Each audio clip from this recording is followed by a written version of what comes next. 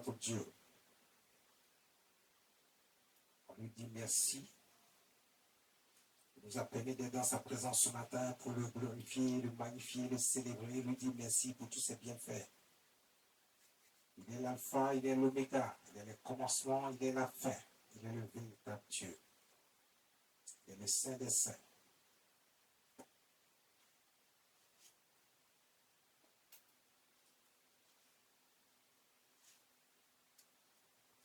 Il est le Saint des Saints. Il est le véritable Dieu. Saint, Saint, Saint est son nom. Saint, Saint, Saint est son nom. Saint, Saint, Saint est son nom. Oh, merci Jésus. Prenez vos Bibles. Ce matin, le Seigneur veut nous enseigner quelque chose. Nous avons beaucoup de choses à revendiquer à Dieu. Et il y a beaucoup de lamentations, il y a beaucoup de pleurs, il y a beaucoup de lamentations, il y a beaucoup de pleurs. Il y a beaucoup d'exigences de notre part envers notre Dieu. Mais le Saint-Esprit nous enseigne ce matin que nous sommes coupables de nos actions. Nous sommes coupables de nos œuvres. Le Saint-Esprit veut nous enseigner ce matin que si nous avons toutes sortes d'ennuis, de difficultés, de problèmes, le seul coupable, c'est nous-mêmes. On aime beaucoup accuser certaines personnes. On aime beaucoup accuser nos ennemis. Je n'ai pas dit que nos ennemis ne sont pas nos ennemis, ils sont véritablement nos ennemis. Je n'ai pas dit que nos ennemis n'ont pas posé d'action, ce n'est pas ce que j'ai dit, mais ce n'est pas toute chose qui vient de nos ennemis. Très souvent, la plupart de ce qui nous arrive vient de nous-mêmes. La plupart de ce qui nous arrive vient de nous-mêmes. Si nous nous comportons bien, il n'y a pas de raison que nous soyons confrontés à toutes sortes de difficultés. Si nous nous comportons bien envers notre Dieu, envers notre Seigneur Jésus-Christ, il n'y a pas de raison que nous n'obtenons pas grâce et faveur de la part de notre Dieu. Ce matin, le Seigneur nous enseigne. Le Saint-Esprit nous amène à comprendre que ce sont nos actes qui nous privent de sa grâce. Ce sont nos actes qui nous privent de sa grâce. Ce sont nos actes qui nous privent de sa grâce. Vous voyez, on veut la grâce et la faveur de la part de notre Seigneur Jésus-Christ. De notre Dieu, l'éternel Dieu tout-puissant, créateur des cieux et de la terre, le Dieu souverain, Adonai. Et pourtant, nous sommes des enfants rebelles, tellement rebelles, que nous sommes éloignés de notre Dieu, de notre Père. Quand tu es un enfant rebelle, que tu t'éloignes de ton Père, sache que ton Père aussi va s'éloigner de toi. Si tu t'éloignes de ton Père, tu n'obtiendras rien de la part de ton Père. Ceux qui seront proches de ton Père recevront, mais toi non. Tu es éloigné de lui. Tu t'es éloigné toi-même de façon volontaire. Tu poses des actions qui ne touchent pas le cœur de ton Père. C'est comme ça que l'homme agit avec Dieu. S'éloigne de Dieu. Il ne fait rien qui touche le cœur de Dieu. Afin que le Dieu que nous servons, notre Dieu tout-puissant, créateur des cieux et de la terre, soit content de nous. La Bible nous dit que Dieu a dit, j'ai trouvé un homme selon mon cœur. Il parlait du roi David. Il n'était pas encore roi, il n'était qu'un jeune garçon. Malgré qu'il était qu'un jeune garçon, Dieu dit, j'ai trouvé un homme selon mon cœur. Pourquoi? Selon son cœur.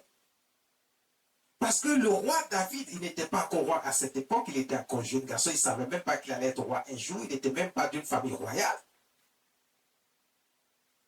Il était derrière les animaux de son père, en train de les faire paître les moutons et les brebis, les cabris, les boucs, les moutons, dans la brousse. Et il était confronté à des animaux sauvages comme les lions et les ours. Et ce jeune garçon se battait seul contre ces animaux sauvages pour qu'ils ne viennent pas dévorer les animaux de son père. Pour qu'ils ne viennent pas dévorer le troupeau de son père. Son père lui avait confié les troupeaux. Mais pourquoi un si jeune garçon, c'est à lui qu'on confie ces troupeaux qui sont de grande valeur. Et lui se retrouve en brousse avec ses troupeaux. Mais d'une part, peut-être que le père même, en disant, bon, c'est le dernier fils. Il est encore jeune, les autres ont d'autres occupations encore plus importantes. Donc, je pense que ce jeune homme est mieux indiqué pour aller derrière les animaux. Mais il avait oublié que c'était un jeune enfant, un jeune garçon. Il a livré l'enfant aux vindictes populaires de tous ces rapaces qui sont dans la brousse, dans la forêt. Cet enfant était confronté à un danger permanent. Ce n'était qu'un enfant. Mais cet enfant, il n'avait pas désobéi à son père. Il n'a pas dit, ah non, papa, je ne suis pas d'accord, je ne suis pas content que tu aies pris une telle décision. Moi, je suis le plus jeune. Tu ne peux pas me mettre dans la brousse, être confronté à la mort. Cet enfant a accepté les instructions de son père. Il a obéi. Ce que beaucoup d'entre nous ne faisons pas avec Dieu. On n'obéit pas aux instructions qui nous sont données par les serviteurs de Dieu. On n'obéit pas à Dieu. On ne veut pas marcher selon Dieu qui est notre Père. Cet enfant a obéi, il est parti derrière les animaux.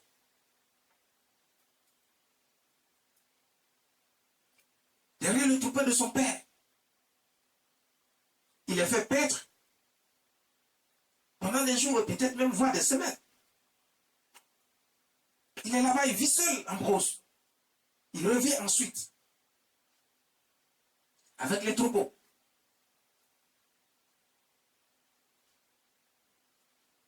Cet enfant était confronté au danger permanent. Mais il n'a pas désobéi à son père. Il ne s'est pas lamenté. Il croyait qu'un jour, il sortirait de cette situation.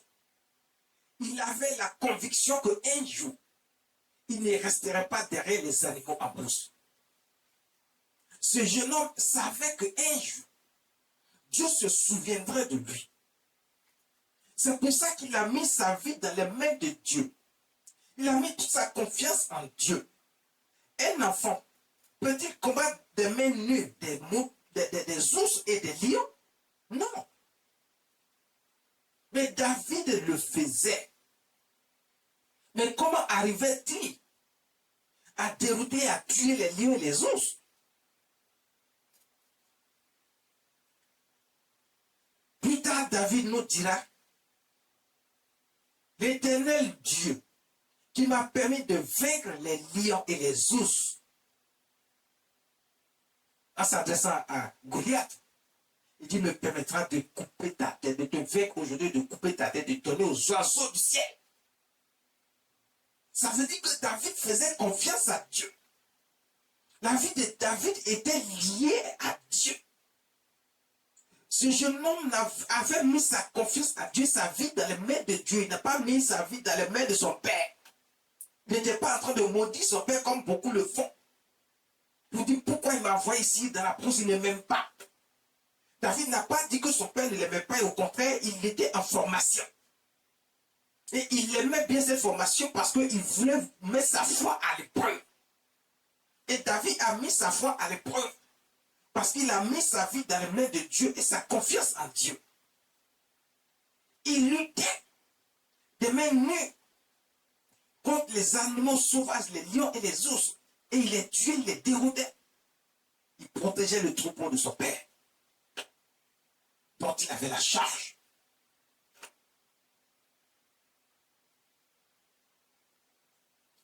Il avait confiance et Dieu a dit, j'ai trouvé un homme selon mon cœur. Dieu connaissait déjà David. Est-ce que toi, Dieu te connaît? Le Seigneur Jésus dit, je connais mes brebis et mes brebis me connaissent. Et la parole de Dieu nous dit que ceux qui connaissent, ceux que Jésus reconnaît, c'est ceux qui font la volonté de notre Dieu, de notre Père.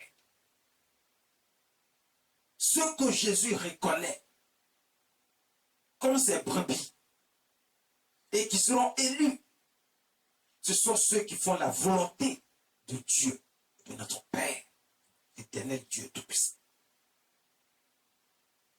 Est-ce que Jésus te reconnaît? Est-ce que tu as touché le cœur de Dieu? Est-ce que Dieu est au centre de ta vie? On réclame beaucoup de choses à Dieu. On pleure, on se lamente, on exige même parfois à Dieu des choses. On veut même lui imposer certaines situations.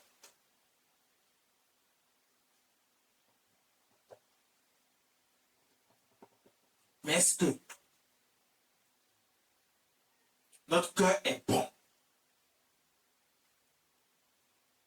Est-ce que notre cœur est bon?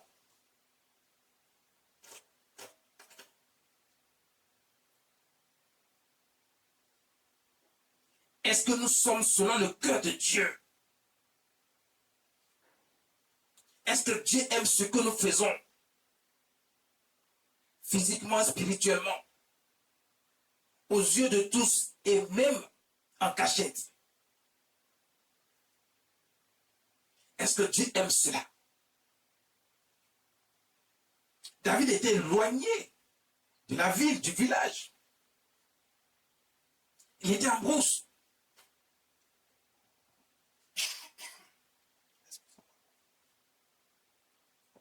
David était en brousse. Mais Dieu était avec David. Le lieu n'a pas d'importance. La distance n'a pas d'importance. Le moment n'a pas d'importance. Dieu sait tout. Il voit tout. Il est partout. Il est omniprésent. Toi qui te caches pour faire ce qui ne glorifie point le nom de Dieu. Tu penses que Dieu ne te voit pas, mais Dieu te voit. Dieu sait tout ce que tu fais. Tu te trompes toi-même. Tu ne trompes pas Dieu, tu te trompes toi-même parce que toutes les difficultés qui vont survenir après, ce n'est pas à Dieu, mais c'est à toi de les subir. C'est toi seul qui seras confronté à toutes ces situations, pas Dieu. Ce sont nos actes qui nous privent de sa grâce. On veut la grâce, on veut les faveurs, on veut tout de la part de Dieu. Mais on est incapable de poser une action pour avoir les grâces et les faveurs de Dieu.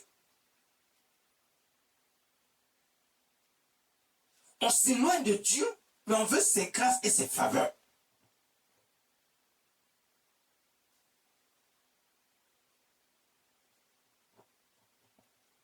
On s'éloigne de Dieu, on n'a même pas Dieu dans notre vie, on ne veut même pas le mettre au centre de notre vie, on l'ignore totalement, on vit dans le monde, dans le péché, dans les iniquités, dans les transgressions. On vit comme on l'entend. On ne veut même pas être raisonné de quoi que ce soit. Personne ne peut nous raisonner. Mais lorsqu'on est confronté à une difficulté, c'est à ce moment-là qu'on pense que Dieu existe et on veut sa grâce, on veut ses faveurs. On veut nous aussi être élevés. Lui, ceux qui élèvent et qui rabaissent, c'est Dieu. Si tu t'es éloigné de Dieu, tu as posé une action qui ne touche pas le cœur de Dieu, comment Dieu peut-il te faire grâce? Il donne à qui il veut, mais il ne donne pas aux pécheurs. Dieu aime le pécheur, mais Dieu n'aime pas le péché. Dieu n'aime pas celui qui s'éloigne de Dieu, qui désobéit à Dieu, tu deviens ennemi de Dieu.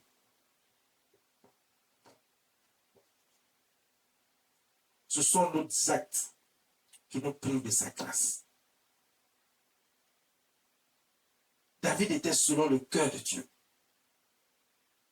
Dieu aimait David. Dieu va dire au prophète Samuel, va, faut oindre, j'ai trouvé un homme selon mon cœur. Va dans telle famille, va le oindre.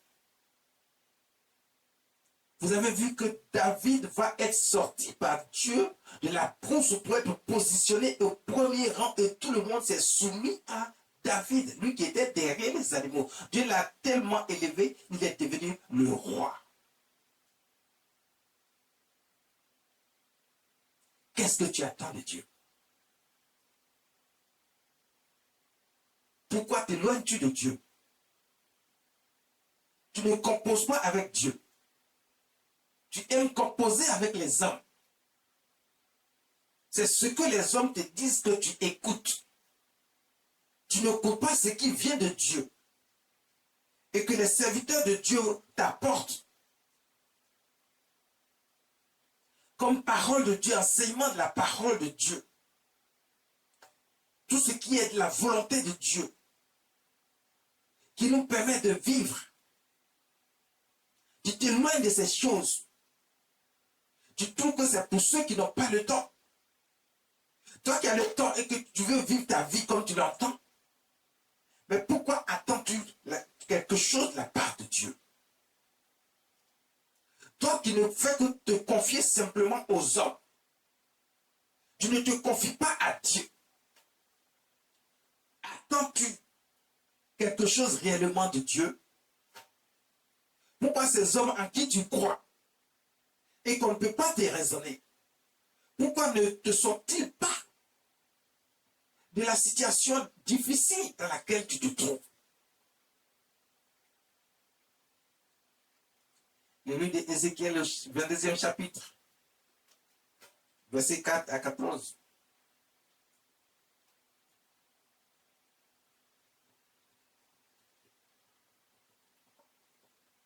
Nos actions nous privent de la gloire de Dieu et de la grâce de Dieu. Nos œuvres nous éloignent de notre Dieu. Nos œuvres, nos actions nous privent des bienfaits de Dieu. Ézéchiel chapitre 22.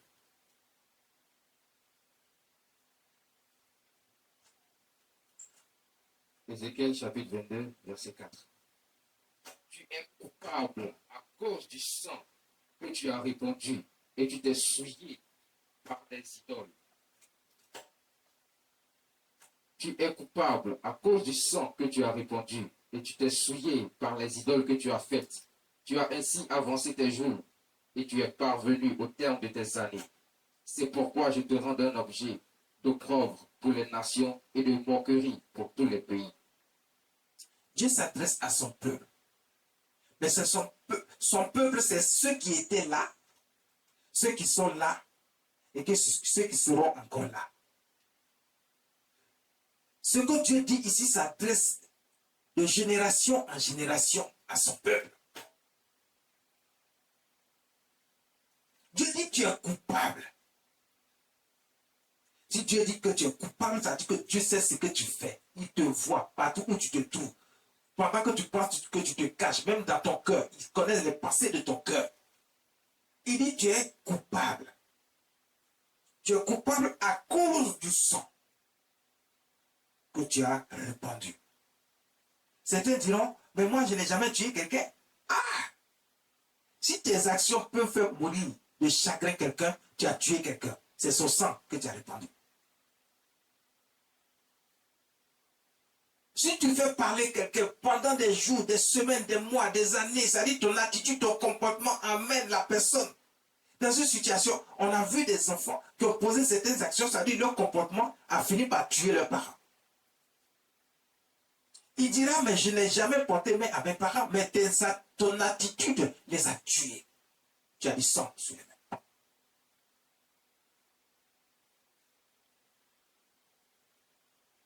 Quand tu t'éloignes de Dieu et que tu pratiques autre chose que la volonté de Dieu, les lois et les commandements de Dieu, tu es un criminel, tu as du sang sur les mains.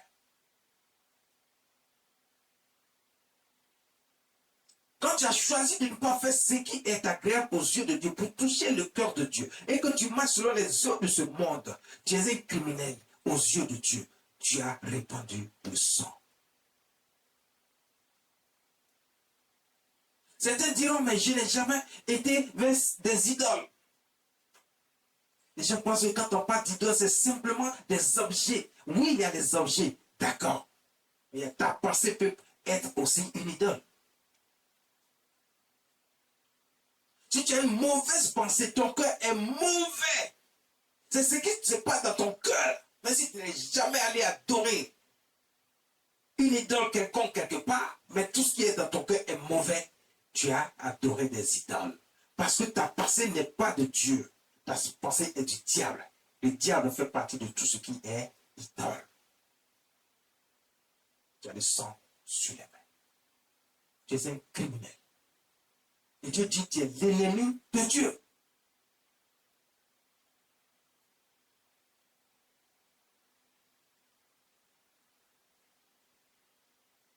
Tu es dans la sorcellerie.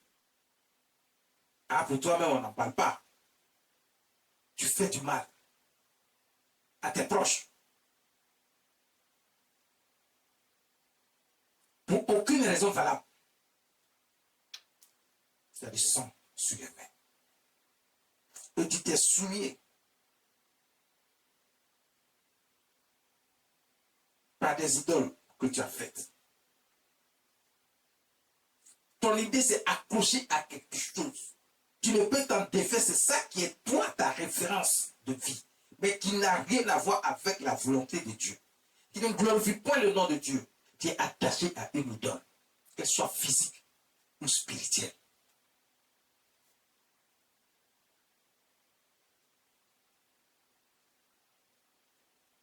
Tu as ainsi avancé tes jours. Dieu dit pour cette raison, s'il avait prévu de te donner 100 ans de vie, tes actions font qu'il va diminuer tes 100 ans de vie. Tu n'auras plus 100 ans, peut-être que tu vivras seulement 30 ans. Parce qu'il n'enlève pas juste la moitié, il enlève assez.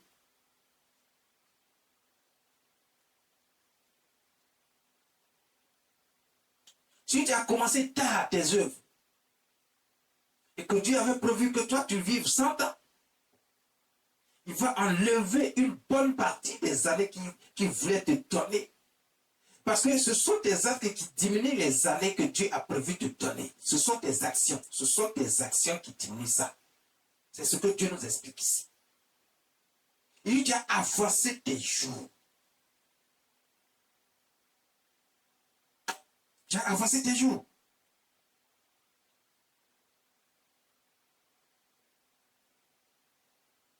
C'est ce que Dieu dit. Réponds à cette partie. Tu as ainsi avancé tes jours et tu es parvenu au terme de tes années. Dieu dit, tu es parvenu au terme de tes années. Ça veut dire que sans attendre que 100 ans arrive, Dieu considère que tu es déjà arrivé. Parce que tu as avancé tes jours. Tu es allé plus vite que prévu. Mais en réalité, tu n'as pas fait les 100 ans qui étaient prévus pour toi. À cause de tes actions. À cause du fait que tu t'es éloigné de Dieu. On veut de Dieu. On veut récolter, on veut la grâce, on veut la richesse, on veut les bienfaits, le mariage, on veut toutes sortes de choses, mais nous, notre esprit est éloigné de Dieu. Nos pensées sont éloignées de Dieu. Il n'y a que de mauvaises choses dans nos cœurs. Comment Dieu peut-il se souvenir de nous alors que nous sommes éloignés de Dieu? Nous avons tourné notre face contre Dieu. Dieu aussi tourne sa face contre nous. Malgré qu'il est le Dieu de bonté et de miséricorde, il pardonne toujours, mais tant que tu n'es pas repenti de façon sincère et que tu n'as pas abandonné toutes tes iniquités et tes transgressions, tu ne trouveras pas grâce aux yeux de Dieu. C'est lorsque tu reconnais Dieu comme étant seul, véritable Dieu. Si tu la reconnais, c'est évident que tu puisses faire la volonté de Dieu, marcher selon ses voies et ses commandements. Ça, c'est évident. C'est sûr que tu accepteras à ce moment-là le Seigneur Jésus-Christ comme étant le Seigneur des Seigneurs. Et c'est là que tu trouveras grâce aux yeux de Dieu.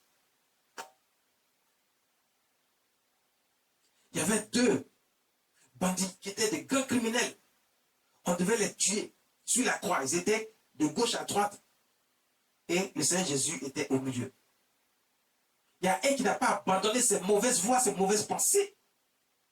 Il était toujours accroché à ses idéaux qui l'ont mené à être exécuté et à être tué. Mais l'autre s'est souvenu. Il a vu que celui qui était là au milieu d'eux, à côté, il avait cette grâce parce que de ne pas donner à n'importe qui d'être à côté de Jésus au moment même où il doit poser l'action ultime pour sauver ce monde. Il se trouve là, il a été celui qui voulait prendre le premier la grâce et il l'a obtenu. Il a compris que c'était le moment, dans quelques instants seulement, l'action ultime pour laquelle Jésus est venu sur la terre, pour que le sang coule, efface nos péchés, nous sauve. Lui, il n'a même pas attendu. Il dit, je prends ma grâce. Il dit, Seigneur, moi je sais que tu es le Fils du Dieu vivant. Tu es Dieu. Si tu vas, souviens-toi de moi. Il avait d'abord réprimandé l'autre qui était en train de se moquer de Jésus, qui était à côté. Tu veux la grâce, tu veux la faveur de Dieu.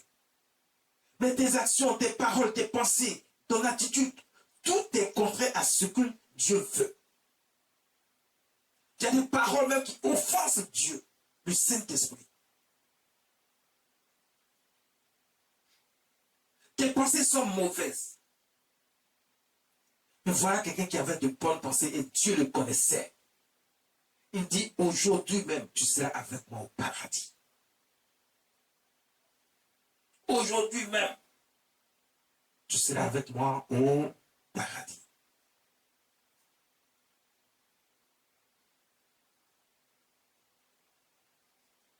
Il a eu sa grâce. Parce qu'il a posé une bonne action. L'autre qui n'a pas posé une bonne action. Si Seigneur Jésus ne lui dit pas, tu iras avec moi aussi, ça veut dire que lui, il ira dans le feu de l'enfer pour souffrir une souffrance éternelle.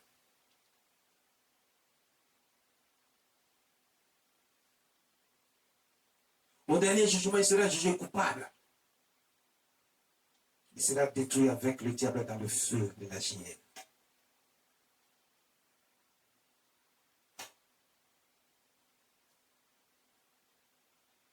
Il dit, tu as ainsi avancé tes jours. Tu es parvenu au terme de tes années. C'est pourquoi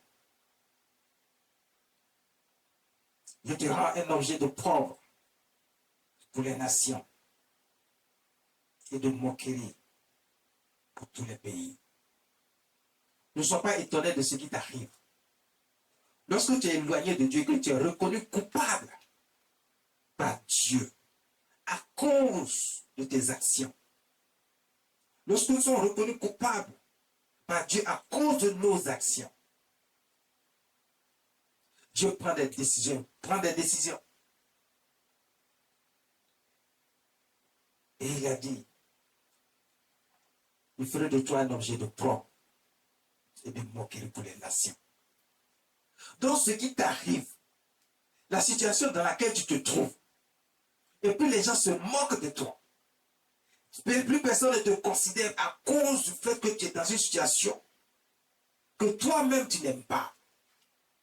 Mais pose-toi la question de savoir, est-ce que j'ai fait ce que je devrais faire pour plaire à Dieu, pour mériter la grâce et la faveur de Dieu.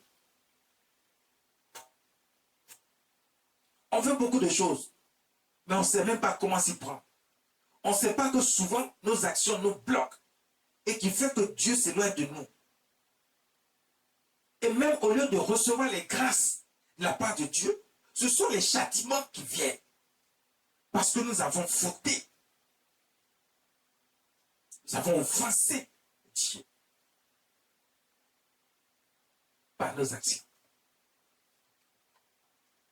Ta vie est trouble, mélangée. Tu ne connais ni la tête ni la queue. Parce qu'il n'y en a pas. Tu ne sais pas où tu vas. Tu es perdu. Tu vois les autres avancer, tu n'avances pas. Pose-toi la question. Est-ce que j'ai fait ce que je devais faire? Est-ce que je suis trouvé bon aux yeux de Dieu, selon le cœur de Dieu, comme il a fait pour David?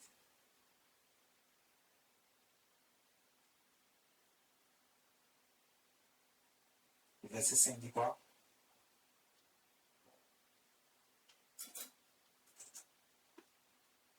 Le verset 5. Ceux qui sont près et ceux qui sont au loin se moqueront de toi, qui es souillé de réputation et pleine de troubles. Ne sois pas étonné que les gens se moquent de toi, qu'ils soient de près ou de loin. Ce sont tes actions qui te rattrapent. Ce sont nos actions qui nous rattrapent.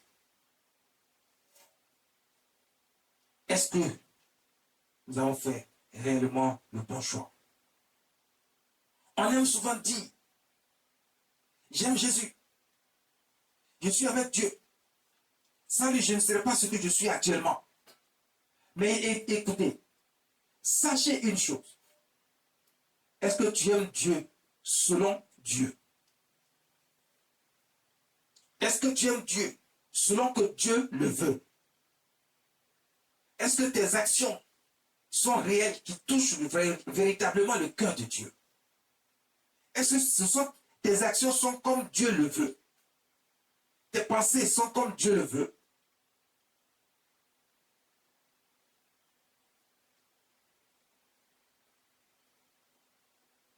Parfois, nos pensées nous éloignent de Dieu. Ce qu'il y a dans notre cœur nous éloigne de Dieu. Nos actions nous éloignent de Dieu. On pense bien faire. On dit même qu'on a la foi. Mais Dieu dit, tu es coupable. Dieu te trouve coupable.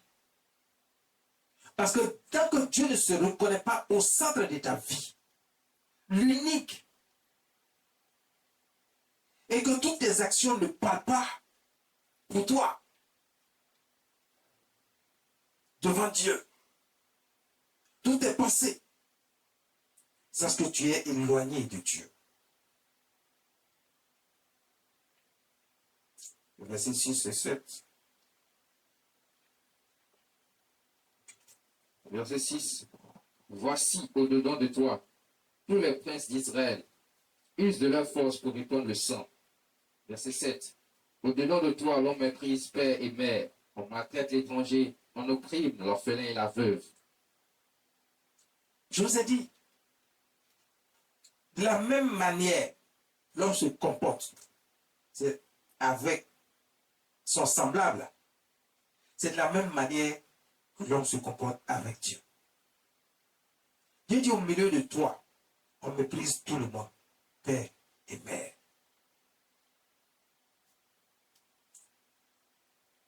Au-dedans de toi, on méprise père et mère. Les princes d'Israël usent de leur force pour prendre le sang. Dieu voit au milieu de toi qu'il y a des problèmes. Le cœur de l'homme est mauvais. Dieu veut que tout le monde soit sauvé. Mais c'est ceux qui vont accepter le principe et marcher selon la volonté de Dieu et les lois de Dieu, que Dieu met à part. Il dit, je les reconnais. Sinon, c'est l'ensemble des hommes que Dieu veut. Donc si autour de nous, il y a des gens qui posent de mauvaises actions et puis vous voyez, vous pensez que c'est des bonnes choses, vous voulez faire la même chose, vous voulez les suivre, vous faites erreur, vous êtes en tort. Et quand Dieu regarde, parce que tous ceux qui ne veulent pas venir à Dieu, pour être reconnus comme étant les brebis de notre Seigneur Jésus-Christ, et qui font autre chose, et qui méprisent même Dieu et le Saint-Esprit, ceux-là auront leur récompense. Et si toi tu es attaché à eux, et que ton esprit est attaché à ces personnes, ce sont ces personnes-là que tu considères mieux que Dieu, et tu ne peux même pas mettre Dieu au centre de ta vie à cause des hommes qui ont mis toutes leurs pensées devant toi et qui pratiquent tout ce qui est contraire à la volonté de Dieu. Et maintenant, toi, tu les suis dans ces œuvres-là. Toi aussi, tu seras considéré comme ennemi de Dieu. Les châtiments que Dieu donne ici iront avec ceux qui sont attachés à ce monde.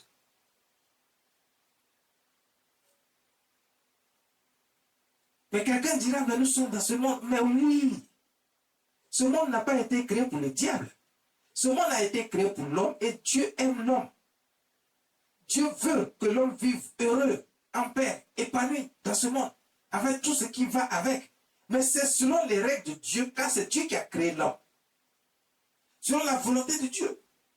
Mais pas selon la volonté du diable, qui a semé le chaos dans ce monde. Les gens méprisent leur prochain. Même des gens même qui disent haut et fort qu'ils aiment Dieu, méprisent leur prochain. Ce qui veut dire qu'il y a quelque chose qui ne va pas.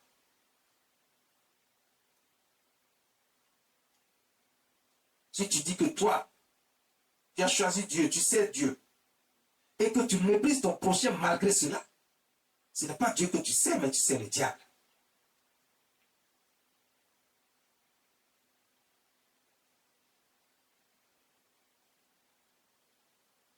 Tu ne peux pas prétendre aimer Dieu, servir Dieu, et mépriser ton prochain.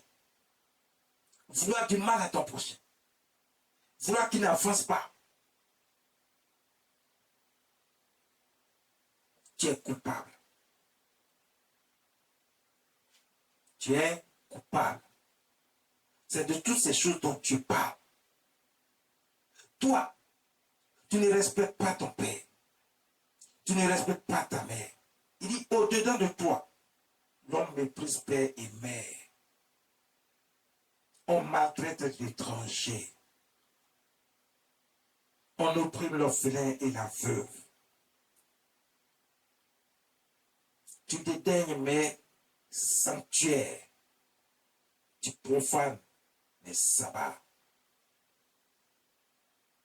Non seulement ils ne respectent pas Dieu, ils n'ont aucune crainte de Dieu, mais pire encore, il y a des gens qui ne respectent pas leurs parents, ni père ni mère.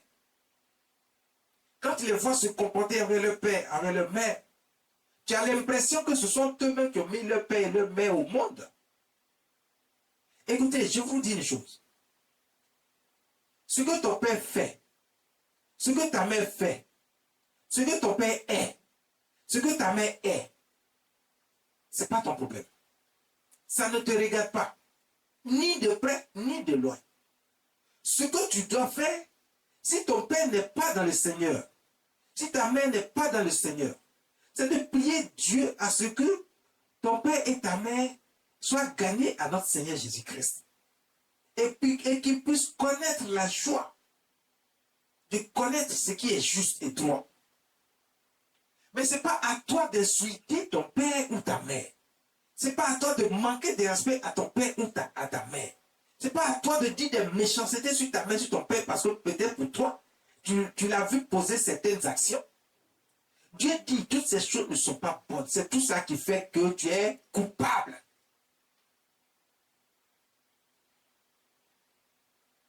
Dieu est en train de citer quelques éléments qui font de nous des coupables, qui font que nous sommes privés de sa grâce. On voit des enfants insulter leur père. Ils roussent le ton sur leur père. Ils arrachent la parole de la bouche de leur père et de leur mère. Ils pensent qu'ils sont, c'est eux qui ont mis leurs parents au monde. Dieu dit, parmi vous, il y a des gens comme ça. Et c'est tout cela que Dieu dit qu'ils sont coupables. Et quand on est coupable, ça veut dire qu'on doit être condamné.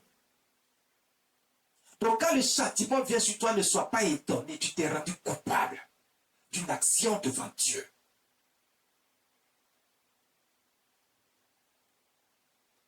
Ta vie ne sera que ruine.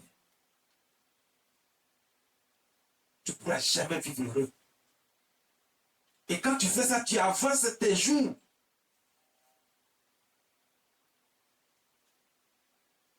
Tu mourras vite.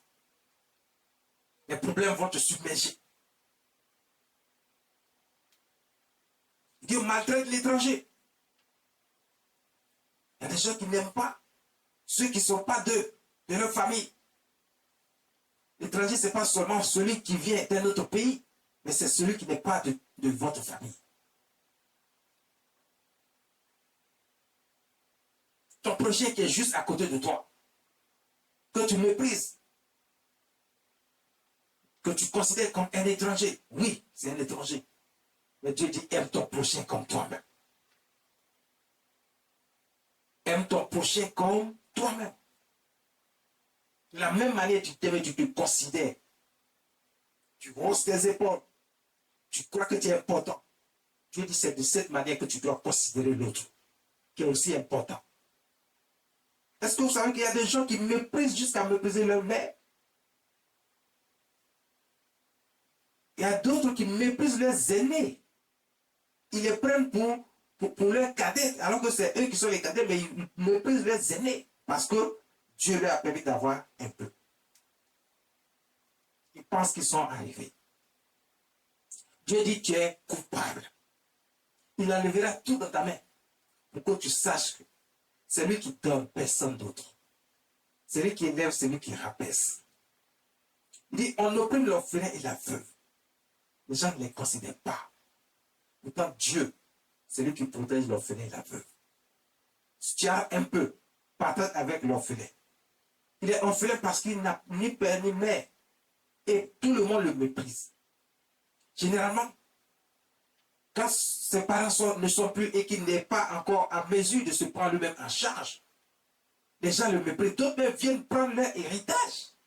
Ils se les partagent et les enfants sont dans la souffrance. Et c'est de tout ça dont tu parles. Ils sont rejetés alors que c'est tellement que leurs parents leur ont laissé des biens. Et les gens se partagent ces biens. Et les enfants sont dans la souffrance, on les méprise. Il y a des veuves aussi qui sont traités de la même manière. On leur arrache tout.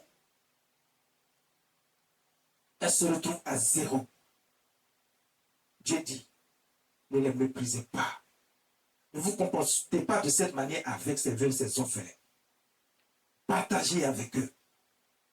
Prenez soin de ces veuves, ces orphelins. Vous trouverez grâce aux yeux de Dieu. Dit, tu dédaignes mes sanctuaires et tu profanes mes sabbats. Il y a des gens, ils voient le sanctuaire de Dieu, un Dieu saint. Ils se comportent dans le Dieu saint comme s'ils sont chez eux. Ils ne considèrent rien, ils ne savent pas que c'est un Dieu sacré. Ils font ce qu'ils veulent. Ils ne savent pas que ces actions amènent un châtiment. Ils pensent que Dieu ne voit pas. Quand on leur dit, hey, celui est saint, celui est sacré, il ne faut pas faire ci, il ne faut pas, ils s'en foutent. Ils pensent qu'ils sont en train de faire du mal à quelqu'un, mais ils se font du mal à eux-mêmes parce que Dieu voit, dit saint. Que ce lieu est saint, c'est son sanctuaire. Ce lieu est sacré. On ne va pas le profaner. On ne va pas faire n'importe quoi à ce lieu. Il y a des gens qui se permettent certaines actions dans la maison de Dieu.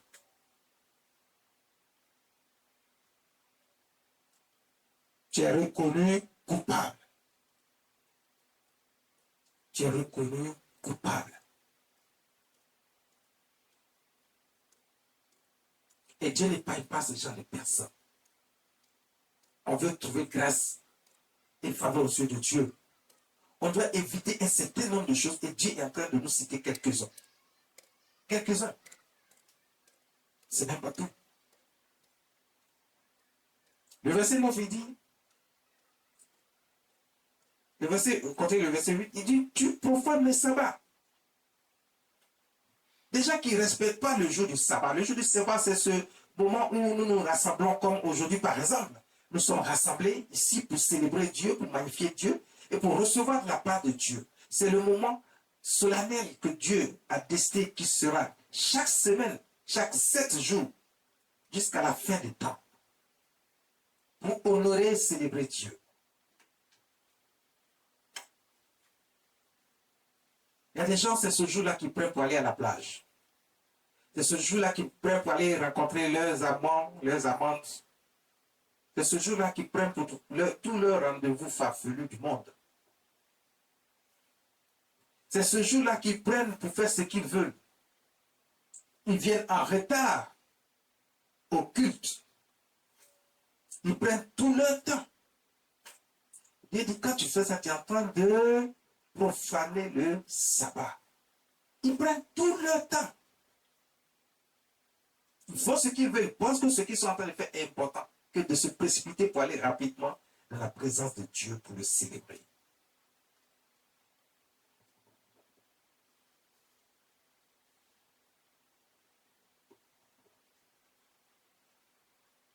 Ce sont nos actes qui nous privent de sa grâce.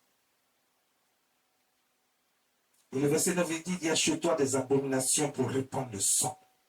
Chez toi, l'homme, moi je suis les montagnes. On commet des crimes dans ton sein. Au milieu de toi, on découvre la nudité de son père. Il y a des enfants qui n'ont aucune. Ça veut dire que ça ne les gêne pas de voir la nudité de son père. Voir la nudité de son père, c'est sur plusieurs angles. De façon physique, tu n'as aucun droit de voir la nudité de ton père.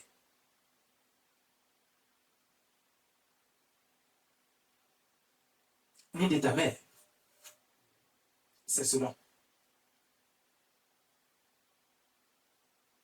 Et sur le plan spirituel, encore plus grave, tu n'as pas le droit de voir la nudité de ton père.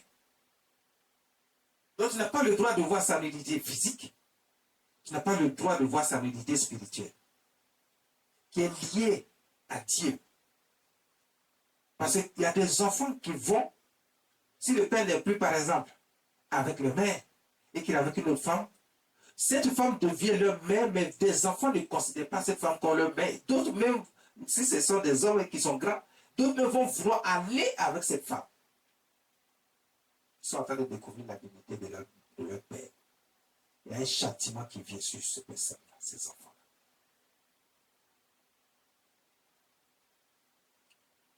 Si Dieu dit que la femme qui n'est pas ta mère, que toi tu considères qu'elle n'est pas ta mère, alors que Dieu considère que c'est ta mère. Si Dieu dit que tu n'as pas le droit de voir la nudité de cette femme, et que si tu vois la nudité de cette femme, tu as vu la nudité de ton père, c'est parce que cette femme et ton père sont devenus une seule personne. Et si cette femme et ton père sont devenus une seule personne, cette femme n'est plus ta tante, cette femme est ta mère, qu'elle t'ait accouchée ou pas. Tu n'as pas le droit de voir sa nudité. C'est la même chose pour les femmes.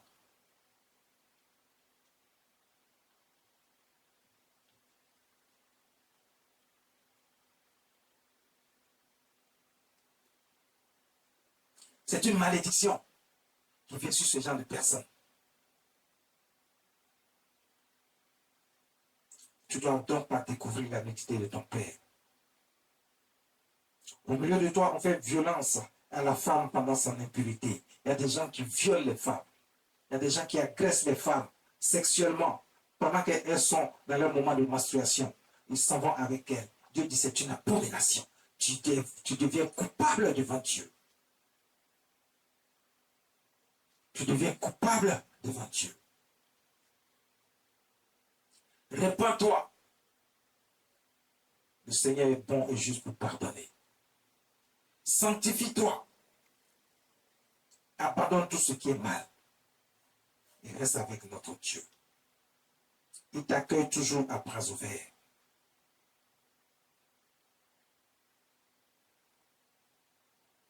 Au milieu de toi, on se livre à des abominations avec la femme de son prochain. Il y a des femmes qui aiment bien coucher avec le mari d'une autre femme. Et il y a des hommes qui aiment bien coucher avec les femmes d'un autre homme. Dieu dit que tu es coupable. Et il y a des gens qui adorent ça, hein. Ils aiment bien ça. Ils aiment coucher avec la femme d'autrui. Mais quand tu t'en vas avec la femme d'autrui, ce n'est pas ta femme. C'est la femme de quelqu'un d'autre. Dieu dit que c'est une abomination. Et ça, c'est suivi de châtiments. Lorsque les problèmes viendront dans ta vie, ne te plaît à personne. Tu fais ce qui est mal aux yeux de Dieu. Tu es coupable. Donc, quand on veut de la part de Dieu, on doit faire tout pour ne pas être trouvé coupable aux yeux de Dieu. Ici, Dieu est en train de juger l'homme selon ses actes, qui prive l'homme des grâces de Dieu, mais qui expose l'homme à des sanctions et à des châtiments.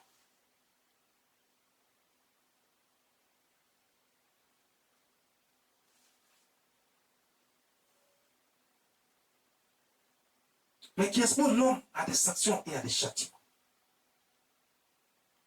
Et c'est ce qui fait que nous voyons beaucoup de difficultés autour de nous, dans notre vie. On ne sait comment, mais on veut accuser l'autre, et pourtant, ce sont nos propres actions.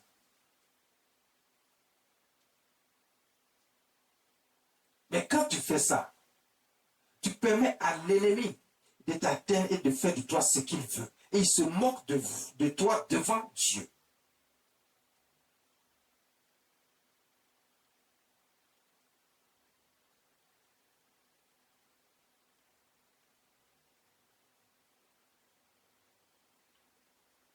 Le verset 11. Au milieu de toi, faisons la lecture. Au milieu de toi, chacun se livre à des abominations avec la femme de son prochain. Chacun se souille. Chacun se suit par l'inceste avec sa belle-fille. Il y a des gens qui vont avec la fille de leur femme. Mais si ta femme est devenue un avec toi, sa fille, même si elle est d'un autre homme et qu'elle est venue avec sa fille dans ta maison, sa fille devient ta fille. Donc c'est de l'inceste si tu vas avec cette fille et que tu crois que c'est elle vient d'un autre homme. Et on a vu des enfants aussi se comporter de cette manière en pensant que la personne vient d'ailleurs. Non.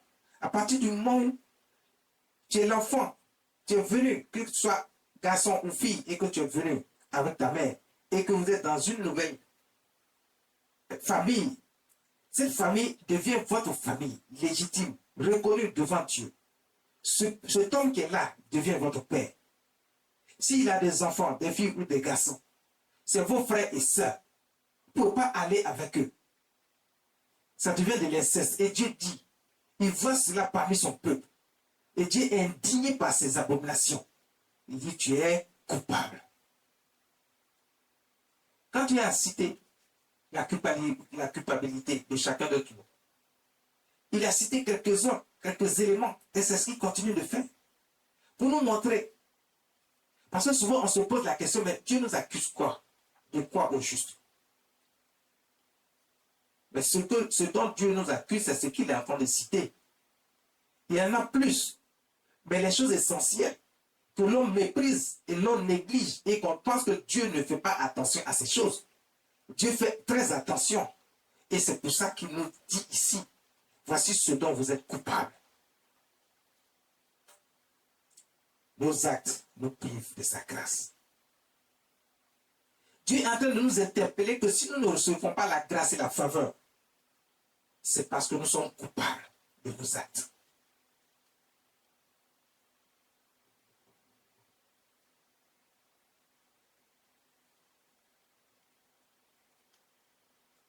Chez toi, l'on reçoit des présents pour répandre le sang. Tu exiges un intérêt. Il dit, l'on reçoit des présents pour répandre le sang. Il y a des gens, pour de l'argent, ils vont mentir sur quelqu'un. Et cette personne peut être condamnée, soit à mort. Mais s'il est condamné à mort, tu as répandu le sang parce que tu as pris de l'argent pour mentir sur quelqu'un. Et à cause de toi, cette personne n'est plus. Ou cette personne a été condamnée. Tu as le sang sur les mains. Dieu te reconnaît coupable. Nos actes nous privent de sa grâce. Dieu est en train de nous interpeller ici qu'il ne faut pas mentir. Mentir n'est pas bon.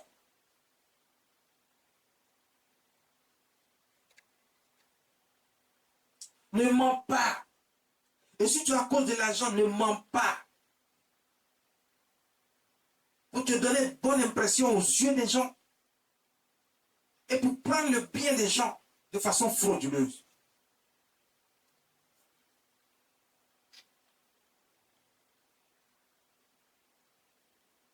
Dieu n'aime pas ça.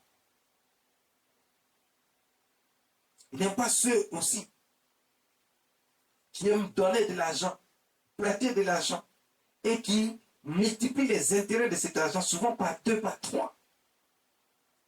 Tu as pris 100 000 francs avec quelqu'un, il va te dire tu dois lui donner 200 000. Non, 300 000. 2 fois ce que tu as pris avec lui. Il est en train de te tuer. Comment tu vas faire pour t'en sortir? Déjà, c'est parce que tu n'en avais pas que tu allais emprunter avec lui. Mais si les intérêts dépassent ce que tu as pris, est-ce que ce n'est pas de l'usure? Dieu n'aime pas ça. Dieu n'aime pas ça.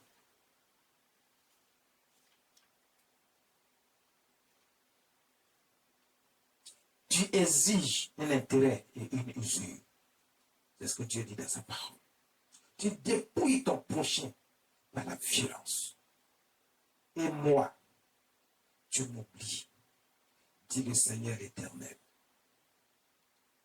Quand on fait toutes ces choses que le Seigneur vient de dire, Dieu dit, en faisant toutes ces choses, c'est parce que nous n'avons pas notre esprit sur Dieu. Nous n'avons pas mis Dieu au centre de notre vie. Nous ne reconnaissons même pas Dieu et nous n'avons pas la crainte de Dieu. Et quand nous n'avons pas la crainte de Dieu, nous vivons selon les choses de ce monde. Et c'est ce monde qui nous a... C'est-à-dire que nous sommes dans l'emprise des œuvres du diable et qui sont exprimées dans ce monde et qui sont autour de nous et que nous considérons plus que ce qui est juste et droit, qui vient de Dieu. Dieu dit, tu m'as oublié. Donc Dieu te trouve coupable parce que tu l'as oublié. Et quand Dieu dit tu l'as oublié, ce n'est pas le fait que tu t'assois à l'église, tu vas à l'église, tu chantes dans la chorale. Dieu, écoute, tu peux chanter dans la chorale. Tu peux balayer toute l'église, toi seul. Mais si Dieu ne trouve pas ce qu'il trouve juste, et qu'il peut faire de toi quelqu'un qui touche son cœur, qui marche selon la volonté de Dieu, c'est considérer que ce que tu fais est inutile, parce que Dieu ne considère pas ça. Il dit, tu l'as oublié. Pourquoi Dieu se souvient de toi? Puisque toi, tu l'as oublié, pourquoi Dieu se souvient de toi? Parce que si tu l'oublies, lui aussi t'oublie. Dieu dit, si tu me rejettes, je te rejette.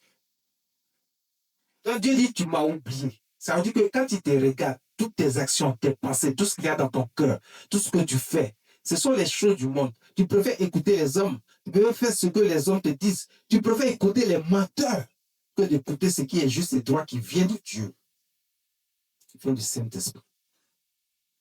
Il dit, tu m'as oublié. Il dit, voici, je frappe des mains. Le verset 13, il dit, voici, je frappe des mains. À cause de la cupidité que tu as eue. Quand on parle de cupidité, ce sont des gens qui sont avides de matériel et d'argent. Ce sont les biens matériels qui les intéressent. Au point où ils sont prêts à faire tout ce qui est à leur pouvoir, même aller jusqu'à l'extrême, commettre des meurtres, verser le sang. Tout ça pour des biens matériels et financiers. Il y a des gens qui courent à la prostitution, qui ne vivent que de ça, pour de l'argent. Leur cupidité les emmène à ne pas savoir ce qui est juste. On ne peut même pas les raisonner. Tout ce qui les intéresse, c'est l'argent. C'est-à-dire, quand tu parles de quelque chose, c'est l'argent. Quand tu tournes ici, c'est l'argent. Dieu dit votre cupidité. C'est cela qu'on appelle les cupides. Au moment où ils ne comprennent plus rien. Et je frappe tes mains à cause de la cupidité que tu as eue. Quand Dieu dit frappe tes mains, il est en train de frapper de châtiment tous ceux qui sont reconnus coupables. À cause de la cupidité que tu as eue et du sang qui a été répandu au milieu de toi. Je frappe tes mains. Ton cœur sera-t-il ferme? Ton cœur sera-t-il ferme? Tes mains auront-elles de la force dans les jours où j'agirai contre toi? Dieu dit, tu es en train de poser toutes ces actions, tu vis comme tu l'entends, on ne peut pas te raisonner, c'est ta cupidité-là qui a pris le dessus, au point où tu as vide de matériel, d'argent, et tu fais tout ce qui est mal aux yeux de Dieu pour atteindre ton objectif, pour pouvoir avoir ce que tu veux. Dieu dit, quand il frappe, quand il va frapper, est-ce que tu es capable de résister? Est-ce que tu peux rétorquer? Est-ce que tu peux empêcher cela? Est-ce que tu peux empêcher sa main d'agir? Dieu dit, tu ne peux pas. Parce que quand il va te frapper, tu ne pourras pas résister. Tu ne pourras pas agir. Tu ne pourras rien faire. Tu ne pourras que être dans la désolation par les problèmes, les difficultés qui vont survenir de partout dans ta vie.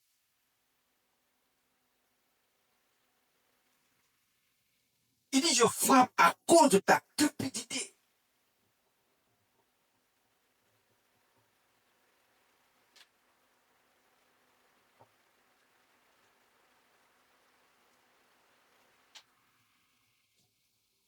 À cause de ta cupidité. Il y a des gens qui sont abrutis par le matériel, par l'argent. Tu ne peux même pas les raisonner d'aucune manière. Ils sont comme des femmes. C'est l'argent ou rien.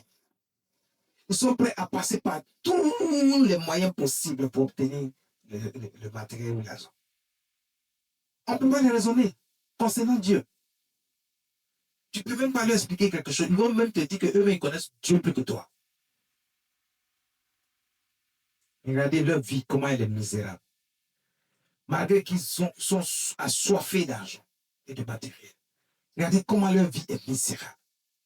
Au moins, ils se rendent compte, parce que la main de Dieu a frappé. Au moins, ils se rendent compte. Tout est déjà gâté, comme on le dit. Ils ne maîtrisent plus rien. Dieu dit, est-ce que tu auras la main ferme?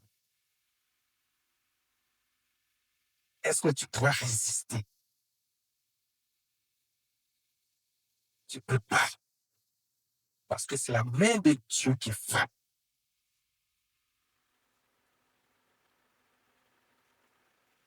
C'est la main de Dieu qui frappe.